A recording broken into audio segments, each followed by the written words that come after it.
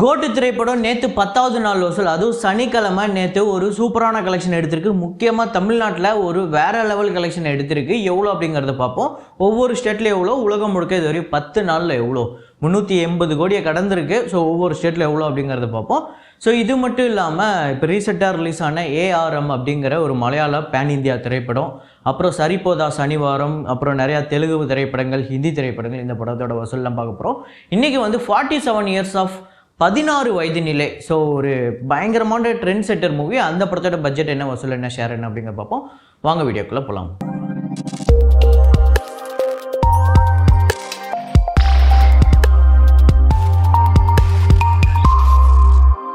நேற்று வீடியோவில் நான் ஒரு ஃப்ரேம் ஒன்று வச்சுருந்தேன். அதை நிறையா பேர் கரெக்டாக கெஸ் பண்ணியிருந்தீங்க. அது என்ன ஃப்ரேம், என்ன படம் அப்படிங்கிறத பார்த்துட்டு வாங்க.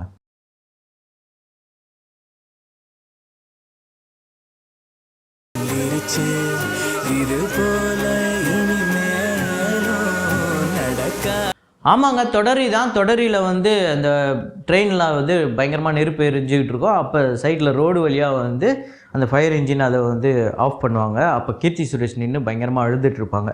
அதுதான் ஃப்ரேமு. அதை கரெக்டாக கெஸ் பண்ண முதல் 5 பேர் நபிகா ஃபிர்தௌஸ், ஷேக் முகமது, அப்புறம் விக்கி, ஷாண்டி இசட், ரஹீம் முகமது. இந்த 5 பேர் தான் முதல்ல கரெக்டாக கெஸ் பண்ணியிருக்காங்க. இன்றைக்கி ஒரு ஃப்ரேம் ஒன்று வச்சுருக்கேன். ஆக்சுவலாக அது கொஞ்சம் கஷ்டமான ஃப்ரேமுன்னு நினைக்கிறேன். அப்படி தான் நினச்சி வைக்கிறேன் நிறையா ஃப்ரேமு. ஆனால் ஈஸியாக கண்டுபிடிச்சிடுறீங்க. உங்களில் சில பேர் மட்டும் தான் கண்டுபிடிக்கிறதுக்கான பாசிபிலிட்டிஸ் இருக்குதுன்னு நினச்சி வைக்கிறேன். பார்ப்போம் அது என்ன ஃப்ரேமுன்னு கண்டுபிடிங்க.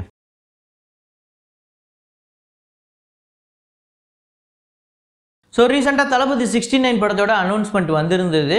தளபதி 69 H. வினோத் தான் வந்து டைரக்ட் பண்ணுறாரு.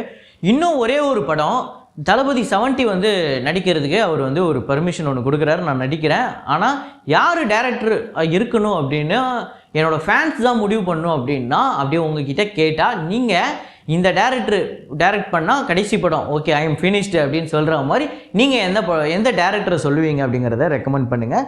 சும்மா ஒரு இதுக்கு தானே. ஸோ சொல்லுங்கள். இப்போ வசூல்களை போயிடலாம். இந்த பக்கிங்ஹாம் மர்டர்ஸ் அப்படிங்கிற ஹிந்தி திரைப்படத்தோட Day 2 கலெக்ஷன் இந்தியாவில் வந்து 2,05,00,000, வேர்ல்டு வைடு 2,55,00,000. ஸோ இந்தியா முழுக்க 3,48,00,000, வேர்ல்டு வைடு 4,15,00,000 வந்து வசூல் பண்ணியிருக்கு. 40 கோடி இந்த படத்தோட பட்ஜெட். 2 நாள் வசூல் ரொம்ப கம்மியாக தான் இருக்குது. தும்படே இந்த படம் Day 1ஓட Day 2ல் வந்து ரீரிலீஸில் நல்ல கலெக்ஷன் எடுத்திருக்கு. இந்தியாவில் வந்து 2,58,00,000 2வது நாள். ஸோ டோட்டலாக 4,11,00,000. ஸோ நல்ல கலெக்ஷன் வந்திருக்கு. அப்புறம் ஸ்திரீ 2 இந்த படத்தோட 31வது நாள் வசூல் இந்தியாவில் வந்து 6,15,00,000, வேர்ல்டு வைடு 6,65,00,000. ஸோ டோட்டலாக இந்த படம் 656,26,00,000 இந்தியாவிலையும், வேர்ல்டு வைடு 788,23,00,000 வந்து வசூல் பண்ணியிருக்கு. ஸோ ஒரு மிகப்பெரிய ஹிட்டு. இந்த வருஷத்தோட மிகப்பெரிய ப்ராஃபிட் திரைப்படமாக அமைஞ்சிருக்கு. அப்புறம் மத்து வடலரா அப்படிங்கிற ஒரு தெலுங்கு திரைப்படம், அதோட பார்ட் 2 மத்து வடலரா 2, அந்த படத்தோட Day 2 ஆந்திரா தெலுங்கானாவில் 2,65,00,000, வேர்ல்டு வைடு 5,25,00,000. இந்த படம் ஆக்சுவலாக ஓவர்சீஸில் நல்லா கலெக்ஷன் எடுத்துக்கிட்டு இருக்கு. ஆந்திரா தெலுங்கானாவில் டோட்டலாக 5,10,00,000, வேர்ல்டு வைடு 10,25,00,000 வந்து வசூல் பண்ணியிருக்கு. சரிபோதா சனிவாரம் அப்படிங்கிற படத்தோட Day 17 கலெக்ஷன் ஆந்திரா தெலுங்கானாவில் 1 கோடி, வேர்ல்டு வைடு 1,31,00,000. ஸோ டோட்டலாக இந்த படம் 55,56,00,000 ஆந்திரா தெலுங்கானாலையும், வேர்ல்டு வைடு 98,95,00,000. மேபி நாளைக்கு நான் சொல்லும்போது 100 கோடியை கடந்திருக்கலாம். அப்புறம் தேவரா படத்தோட ப்ரீசேல் தொடர்ந்து ஒரு நல்ல கலெக்ஷன் எடுத்துக்கிட்டு இருக்கு. யூஎஸ்ஏல ப்ரீமியரில் மட்டுமே $1.28 மில்லியன். இது வந்து 10,79,00,000. அடுத்ததாக யூஎஸ்ஏ Day 1 பார்த்திங்க அப்படின்னா $265,000. இது வந்து $2,22,00,000. கனடாவில் கிட்டத்தட்ட $200,000 வந்து கலெக்ட் பண்ணியிருக்கு. இது வந்து ப்ரீமியர் ப்ளஸ் Day 1 சேர்த்து 1,68,00,000. யூகேல 1 கோடி கிட்ட வந்து வசூல் பண்ணியிருக்கு. ஆஸ்திரேலியாவில் 70,00,000. இது இல்லாமல் மற்ற நாடுகளில் $65,000. இது வந்து 55,00,000. ஸோ $2 மில்லியன் வந்து கடந்திருக்கு. இந்த படம் 16,94,00,000 வருது. ஆக்சுவலாக ரிலீஸுக்கு இன்னும் 12 நாள் இருக்குது. அதுக்கு முன்னாடியே ஒரு பெரிய நம்பரை கலெக்ட் பண்ணியிருக்கு. அப்புறம் மலையாளமில் ஒரு படம், ஸோ இப்போ இந்த வாரம் ரிலீஸ் ஆச்சு, கிஷ்கிந்தா காண்டம் அப்படிங்கிற படம். ஆக்சுவலாக நல்லா போய்கிட்டு இருக்கு. இந்த படத்தில் நடித்த ஹீரோ வந்து ரீசெண்டாக தலைவன். அந்த படம் பார்த்தேன், அவ்வளோ எக்ஸ்ட்ராடினரியாக இருக்குது. இந்த படம் தேட்டரிக்கலாக பெரிய அளவுக்கு ஹிட்டு கிடையாது, ஆனால் ஓடிடியில் பெரிய அளவில் பேசப்படுது. ஸோ அந்த படம் பார்த்துருந்தீங்கன்னா, ஆக்சுவலாக தமிழ் ஆடியோலையுமே இருக்குது, அந்த படம் பார்த்துருந்தீங்கன்னா அப்படின்னு சொல்லுங்கள். அப்புறம் பார்க்கல அப்படின்னா தயவு செஞ்சு பாருங்கள், நல்ல படம். இந்த படம் வந்து கிஷ்கிந்தா காண்டம் அப்படிங்கிற படம் Day 3 கேரளாவில் 1,53,00,000, வேர்ல்டு வைடு 2,61,00,000. கேரளாவில் டோட்டலாக 2,75,00,000, வேர்ல்டு வைடு 4,81,00,000 வந்து வசூல் பண்ணியிருக்கு. 7 கோடி இந்த படத்தோட பட்ஜெட். 3 நாளில் ஒரு நல்ல வசூல் எடுத்திருக்கு. அப்புறம் ஏஆர்எம் அந்த படத்தோட மலையாள திரைப்படம் பேன் இந்தியா 3D டே 3 கலெக்ஷன். கேரளாவில் 3,55,00,000, தமிழ்நாட்டில் 20 லட்சம், ஆந்திரா தெலுங்கானாவில் 35 லட்சம், கர்நாடகாவில் 15 லட்சம், ரெஸ்ட் ஆஃப் இந்தியாவில் 28 லட்சம், ஓவர்சீஸில் 3,85,00,000, வேர்ல்டு வைடு 8,38,00,000 வந்து வசூல் பண்ணியிருக்கு. டே 3 நேற்று சூப்பர் கலெக்ஷன் எடுத்திருக்கு. கேரளாவில் டோட்டலாக இந்த படம் 9,13,00,000, தமிழ்நாட்டில் 41 லட்சம், ஆந்திரா தெலுங்கானாவில் 79 லட்சம், கர்நாடகாவில் 38 லட்சம், ரெஸ்ட் ஆஃப் இந்தியாவில் 60 லட்சம், ஓவர்சீஸில் 7,90,00,000, வேர்ல்டு வைடு 19,21,00,000 வந்து வசூல் பண்ணியிருக்கு. ஸோ டோட்டலாக கிட்டத்தட்ட ஒரு 20 கோடி கிட்ட வந்து வசூல் பண்ணியிருக்கு. 3 நாளில் 30 கோடி இந்த படத்தோட பட்ஜெட். ஒரு 32 கோடி கிட்ட வந்தது அப்படின்னா இந்த படம் ஒரு வெற்றி திரைப்படமாக அமையுது. ஆனால் இப்போவே நல்ல கலெக்ஷன் எடுத்துச்சு, சூப்பர், வேறு லெவல். அப்புறம் வாழை இந்த படத்தோட டே 23 தமிழ்நாட்டில் 27 லட்சம் வந்து வசூல் பண்ணியிருக்கு. நேற்று எக்ஸ்ட்ராடினரியான கலெக்ஷன், கிட்டத்தட்ட ஒரு 47% கிட்ட ஆக்குபன்சி, நல்ல ஆக்குபன்சி இருந்திருக்கு தமிழ்நாட்டில். வேர்ல்டு வைடு 30 லட்சம், 36,71,00,000 இந்த படம் உலகம் முழுக்க வந்து வசூல் பண்ணியிருக்கு.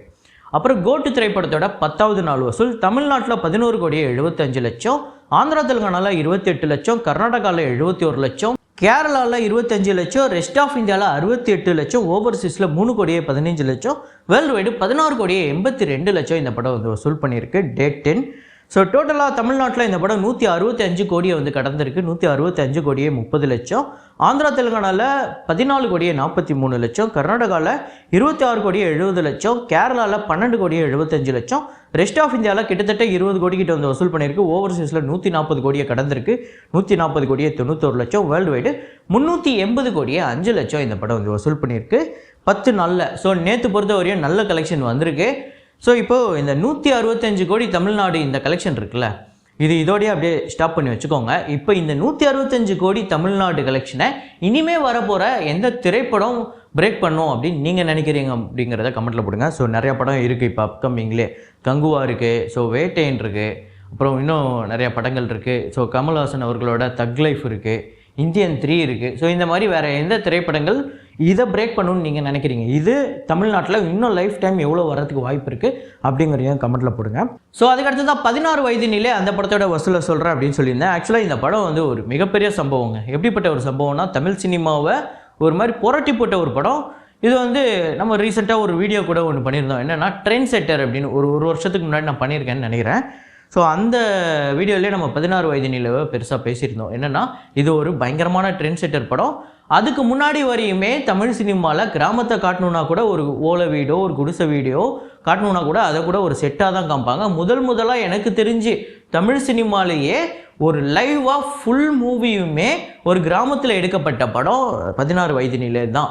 ஸோ அது மட்டும் இல்லாமல் இந்த படத்தோட பட்ஜெட் கிட்டத்தட்ட ஒரு 5,000,000 6 லட்சம் அப்படின்னு தான் சொல்லப்படுது. ஏன்னா சேலரியே ரொம்ப கம்மி தான். ரஜினிகாந்த் அவர்களுக்கு இந்த படத்துக்கு 3,000 வரையும் தான் சேலரியே. இதை வந்து ஒரு பேட்டியில் வந்து நம்ம பாரதி ராஜாவே சொல்லியிருந்தார். அப்புறம் கமல்ஹாசன் அவர்களுக்கு 27,000 சம்பளம், ஸ்ரீதேவி அவர்களுக்கு 9,000 சம்பளம். இந்த படத்துக்கு முக்கியமான நடிகர்களுக்கே இவ்வளோ தான். ஸோ மீதியெல்லாம் இந்த படத்தோட பொருட்செலவு தான். ஸோ இந்த படம் பார்த்திங்க அப்படின்னா பட்ஜெட் நான் சொன்ன மாதிரி 5,000,000 6 லட்சம், நம்ம அப்ராக்சிமேட்டாக 5 கோடி 5 லட்சம் போட்டிருக்கோம். பாக்ஸ் ஆஃபீஸ் வந்து 2 கோடி கிட்ட வந்து வசூல் பண்ணியிருக்கு. ஷேராக வந்து 1,20,00,000 கோடி. இந்த படம் ஒரு ஆல் டைம் பிளாக் பஸ்டர். இந்த படம் அடித்து துவம்சம் பண்ணிச்சு, பட்டி தொட்டியெல்லாம் ஓடிச்சு, எல்லா இடத்துலையுமே அடித்து துவம்சம் பண்ணிச்சு. இதை தாண்டி இந்த படம் வந்து ஒரு மிகப்பெரிய ட்ரெண்ட் செட்டர். அதுக்கப்புறம் எக்கச்சக்கமான கிராமத்து திரைப்படங்கள் இந்த படத்தை பார்த்து இதே சாயலில் எக்கச்சக்கமான படங்கள் வந்தது, எக்கச்சக்கமான படங்கள் ஓடவும் செஞ்சது. எனக்கு தெரிஞ்சு இந்த 90s 99 98 அந்த பீரியட் வரையுமே அந்த 16 வயதினிலே படத்தோட தாக்கம் எல்லா தமிழ் சினிமாலையுமே இருந்தது. அந்த அளவுக்கு ஒரு மிகப்பெரிய ட்ரெண்ட் செட்டர் தமிழ் சினிமாவில். எனக்கு தெரிஞ்சு 16 வயதினிலையோட தாக்கம், 16 வயதினிலையோட அந்த மேக்கிங் கண்டிப்பாக ஒரு 100 படத்துக்காவது இருந்திருக்கும். அதை உங்களால் மறுக்கவே முடியாது. அப்படிப்பட்ட ஒரு திரைப்படம் பாரதி ராஜா அவர்களோட இயக்கத்தில். கமல்ஹாசன், சூப்பர் ஸ்டார் ரஜினிகாந்த், அப்புறம் வந்து ஸ்ரீதேவிலாம் பயங்கரமாக நடிச்சிருப்பாங்க. உலகநாயகன் இந்த படத்தில் மிரட்டியிருப்பார். ஸோ அந்த சப்பானி ரோலில் வேறு லெவல் சம்பவம் பண்ணி விட்டுருப்பார். இந்த படம் உங்களுக்கு எத்தனை பேர் ஃபேவரட்டுங்கிறத விட எத்தனை முறை பார்த்துட்டீங்க அப்படிங்கிறத கமெண்ட்டில் போடுங்க. ஸோ இதே மாதிரி ஒரு வீடியோவில் இதே மாதிரி கலெக்ஷன் ரிப்போர்ட்டில் மீண்டும் நான் உங்களை சந்திக்கிறேன். Signing off Rahman.